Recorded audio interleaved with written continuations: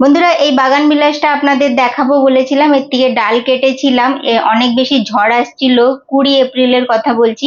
তখন আমার এই গাছটা বারবার পড়ে যাচ্ছিল, যার জন্য শেকড় গুলো বেরিয়ে গেছিল। তো আমি নিচে মাটিও দিয়েছিলাম শেকড়ে, আর তারপরে সব ব্রাঞ্চ গুলোকে কেটে দিয়েছিলাম, আর সেটা দিয়েই ডাল থেকে চারা তৈরি করেছিলাম। ভিডিও শেয়ার করেছিলাম আপনাদের সঙ্গে 20 দিন পরে। আর গতকাল যে নেট বাস্কেটটা সরানো হয়েছিল, অনেকই ভিউয়ার্সরা বলছে যে এরকম করলে মারা যায় আমাদের গাছ।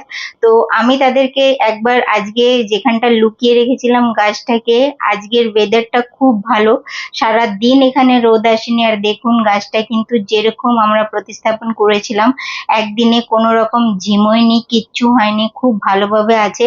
তো আপনারা ওয়েদার দেখেই কিন্তু এইসব কাজ করবেন, নাইলে পরে করবেন, কোনো দরকার নেই করার। সবসময় ওয়েদারটা খুব জরুরি, আর যে টিপস গুলো দেখিয়েছিলাম সেগুলো ফলো করবেন, নাইলে কিন্তু গাছ মরে যাবে।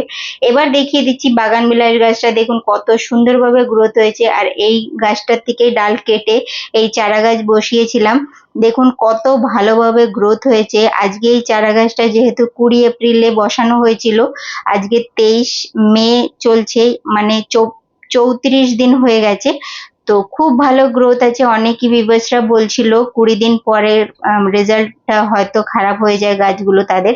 তো সেই জন্য আজকে স্পেশালি আবার ভিডিওটা দেখালাম আপনাদের, যে গাছ ঠিক রাখতে জানলে ঠিকই থাকে, ডাল থেকে চারা নষ্ট হয় না। আর আমি কিছুদিনের মধ্যে এই গাছগুলোকে আবার প্রতিস্থাপন করাও দেখাবো আপনাদের সঙ্গেই। তো আপনারাও ডাল থেকে চারা তৈরি করুন, এখন খুব ভালোভাবে তৈরি হবে। ধন্যবাদ ভিডিও দেখার জন্য, চ্যানেল সাবস্ক্রাইব করে নিন।